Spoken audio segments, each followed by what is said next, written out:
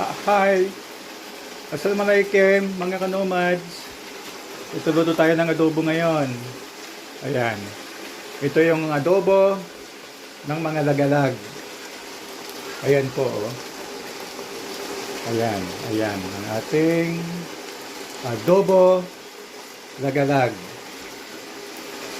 Sarap nito. Nako, mapapadami kayo ng kanin nito. Ayan, timing luto na. Hindi ko na binidyo kanina nung ginagawa ko. At medyo matagal. Kaya yan na ngayon. Sarap. O yan.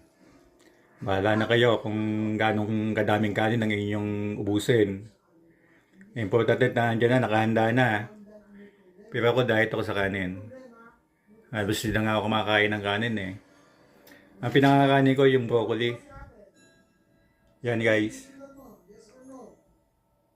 Broccoli at saka cauliflower. Busog na ako noon. Tapos may karne, baboy, baka o kung ano man. And then isda. More on vegetable. Yun ang pinaka ano sa kanin.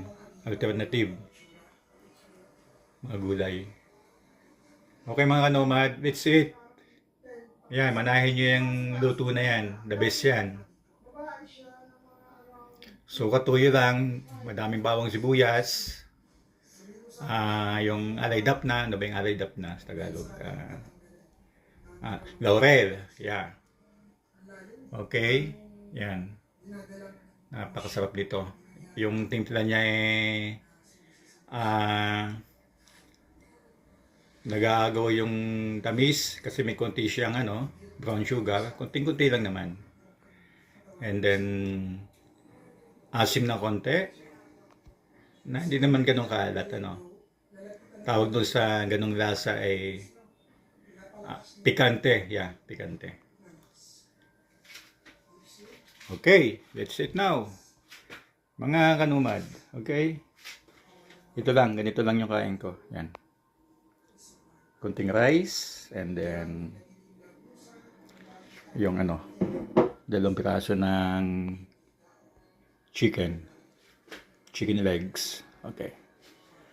Okay, have a great day. Eat well. Gayahin nyo ito ha. Para ganahan kayo. Okay, bye for now.